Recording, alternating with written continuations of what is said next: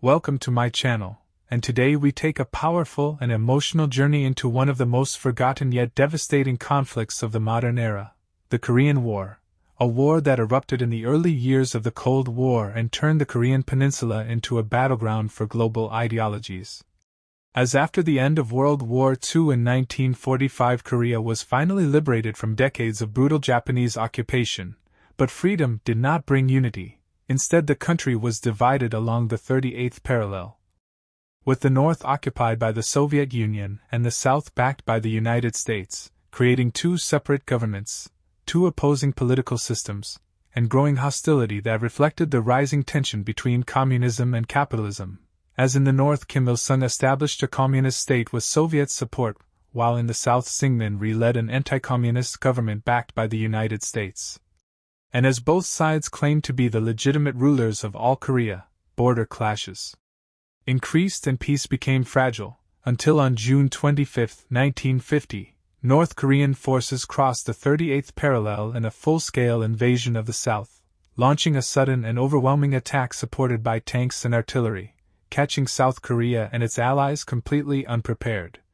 As Seoul fell within days and South Korean forces were pushed back toward the southeastern corner of the peninsula in a desperate defensive position known as the Pusan Perimeter, and as the situation grew dire, the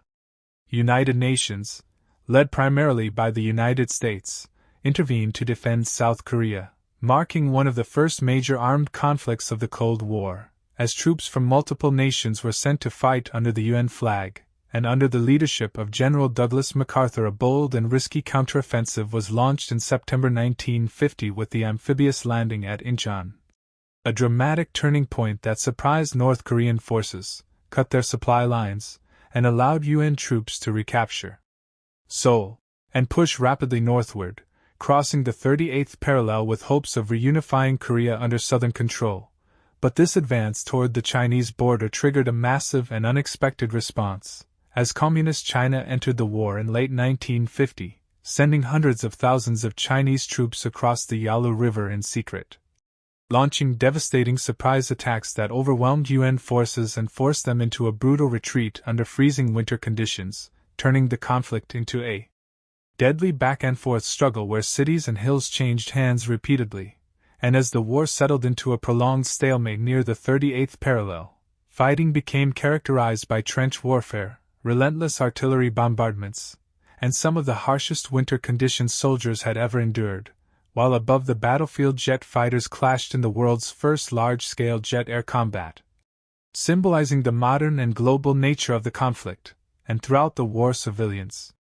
suffered immensely as millions were displaced, families were torn apart, cities were reduced to rubble, and atrocities were committed by all sides, leaving deep scars that remain to this day. As peace talks began in 1951 but dragged on for 2 years while fighting continued, costing countless lives even as negotiations stalled over issues such as prisoner exchanges, until finally on July 27,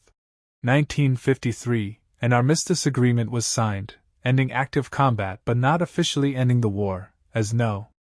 peace treaty was ever concluded, leaving North and South Korea technically still at war and separated by the heavily fortified demilitarized zone. And when the fighting stopped, more than 3 million people had died, including soldiers and civilians from Korea, the United States, China, and other nations, with the peninsula left devastated and permanently divided, as the Korean War reshaped global politics,